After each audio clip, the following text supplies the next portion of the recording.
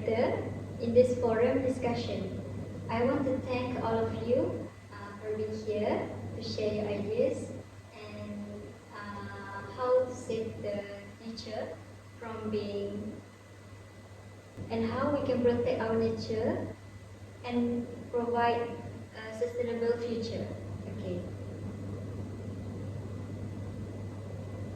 Okay, so you guys know that the world is changing, the environment, the weather, and loss of biodiversity. So that means the animals and plants are disappearing from the planet.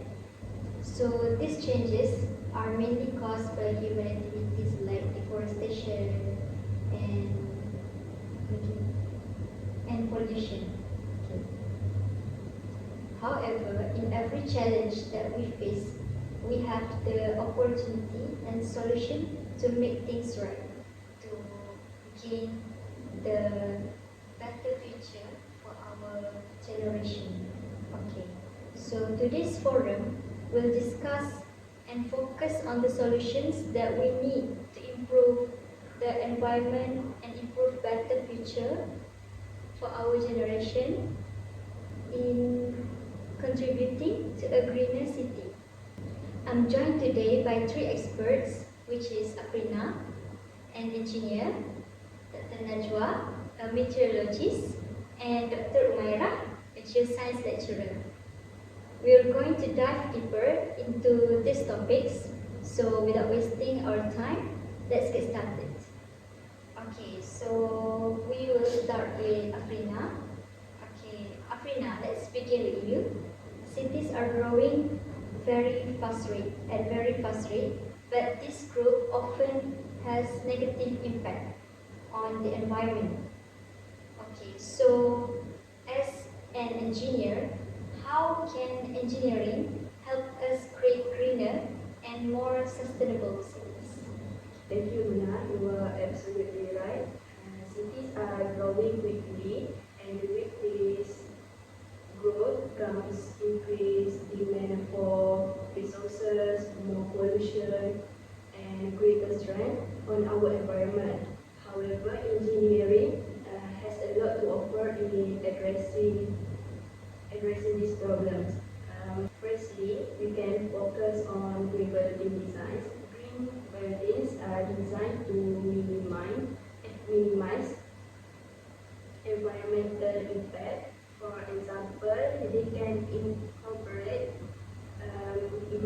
solar panels to harness the sun's energy and rainwater harvesting systems to capture water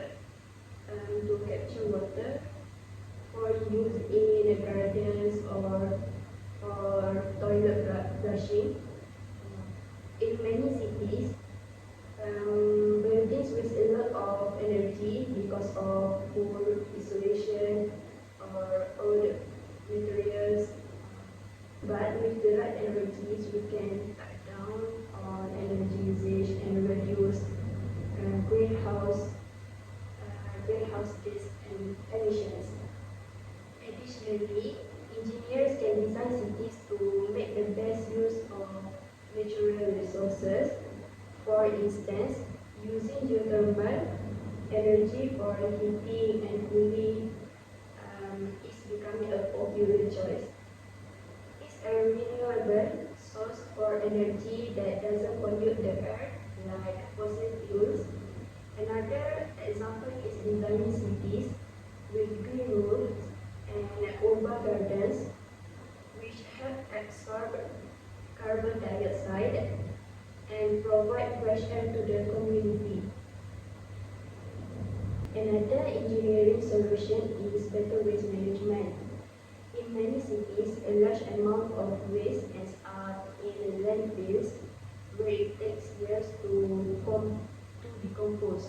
By implementing recycling systems, composting and waste-to-energy plants, we can reduce the amount of waste we produce and make a better use of the resources that would otherwise be wasted.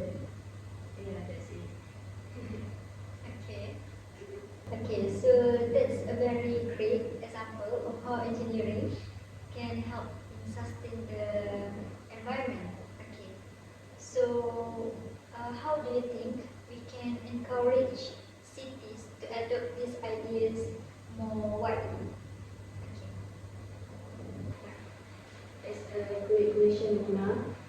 A big challenge is that sustainable projects often require higher initial investment.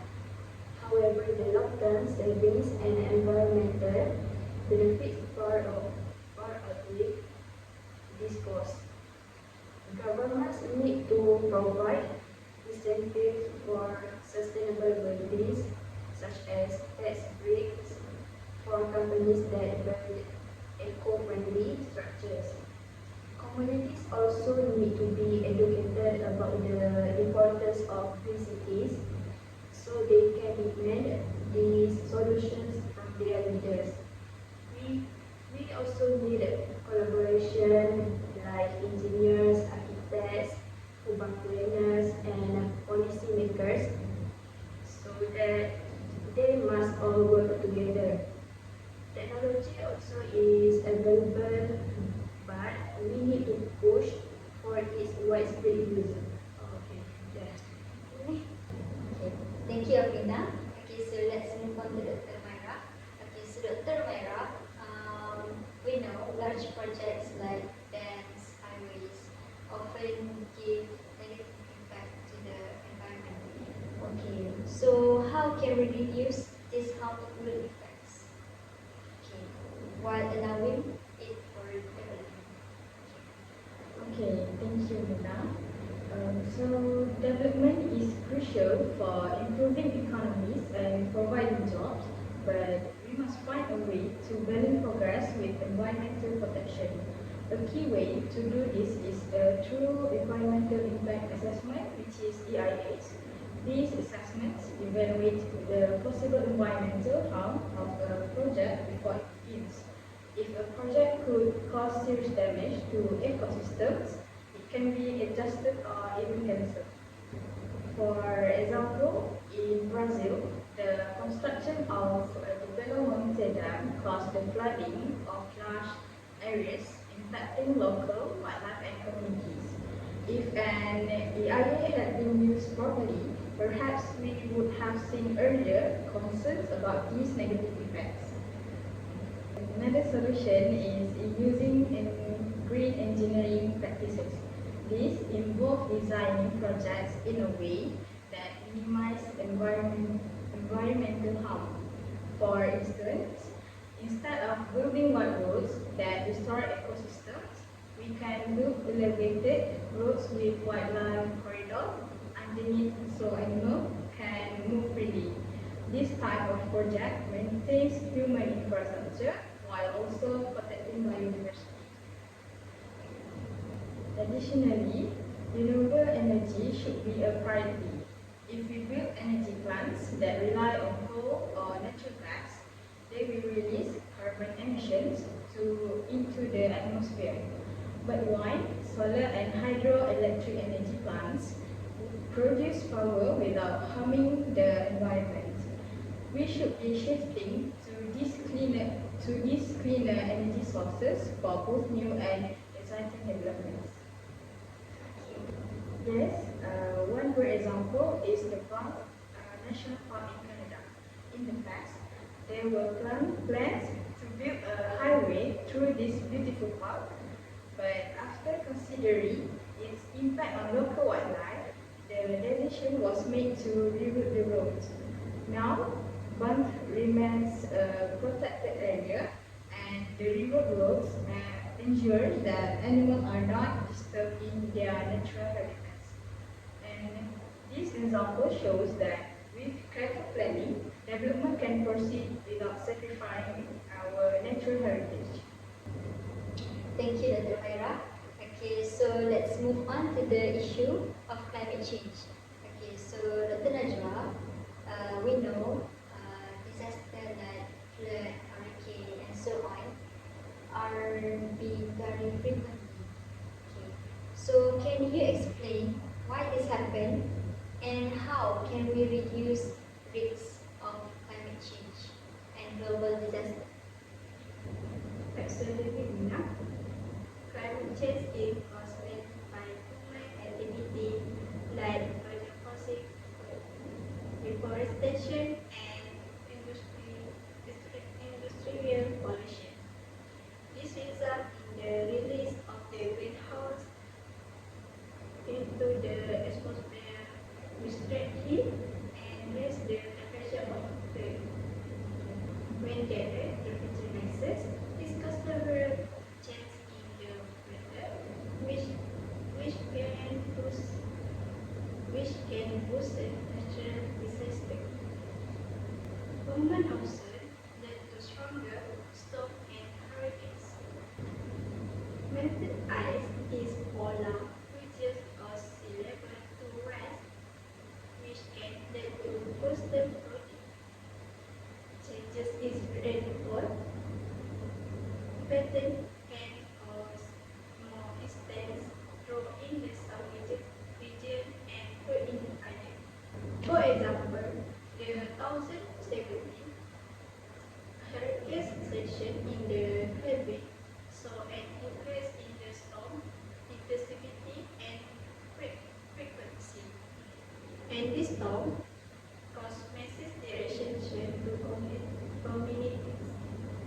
This was made by rising sea level and changes weather pattern. Okay, thank you. Okay, so that sounds very dangerous. So how can we reduce the risk and how can we prepare to overcome the problem? Okay, now there are various ways to reduce the risk. First, we need to invest in early warning system that alert communities and about extreme weather effects. This system can give people enough time to evacuate to power their breaker station to protect themselves and their property. Second, we need to design climate resilient infrastructure. Building should be able to withstand hurricanes and extreme temperature. In flood areas, we can build homes and still or use materials that don't get damaged by water. Finally, it's important to raise awareness and educate communities on how to respond to disaster. Teach people how to prepare for hurricanes. For example, can save many lives. Thank you for that, Najua. So let's talk about individual role. Okay, so Afrina, what role that ordinary people can do to sustain the nature for greener cities? Thank you, Muna. Individuals have a significant role to play in protecting the environment. While governments and large companies can make large-scale changes, every small action counts. For example, people can reduce their carbon footprint by using energy efficient appliances, walking or cycling instead of driving, and reducing waste by recycling.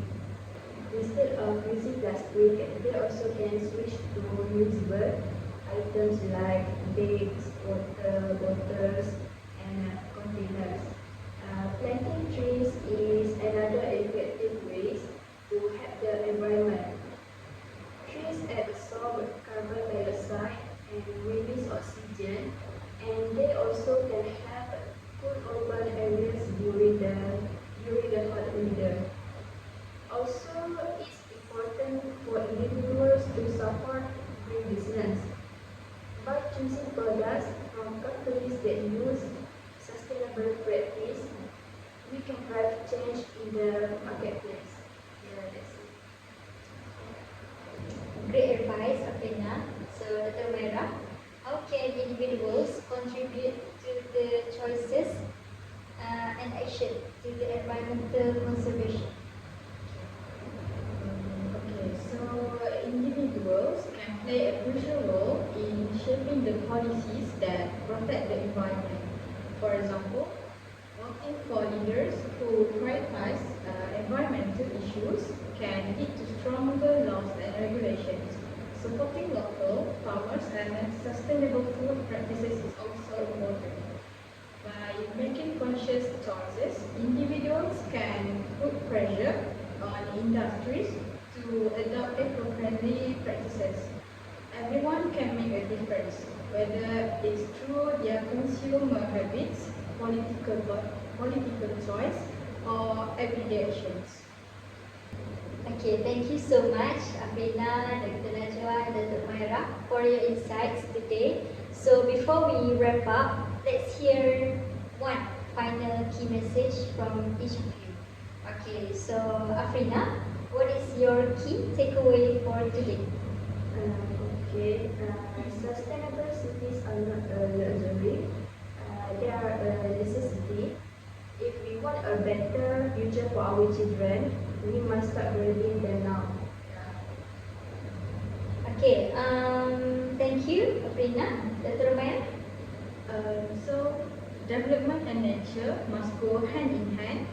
It's essential to understand that economic growth doesn't need to come at the cost of the environment.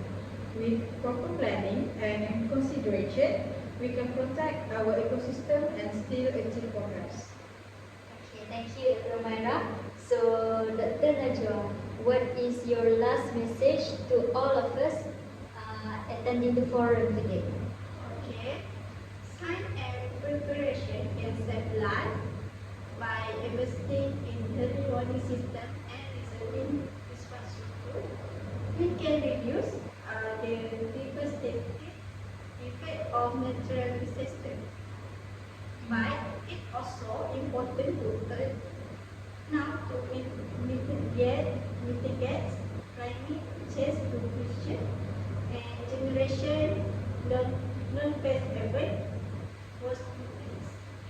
Thank you, Afrina, Dr. Najwa, and Dr. Umairah for sharing your insights for today's forum discussion. So it's clear from our discussion that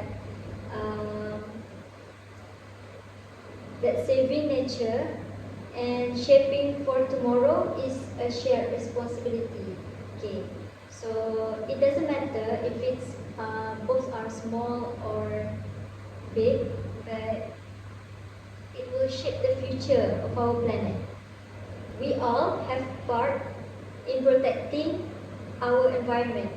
Okay, whether it's through protecting our nature or by reducing impact in the environment or by preparing for the challenge that we might face in the future.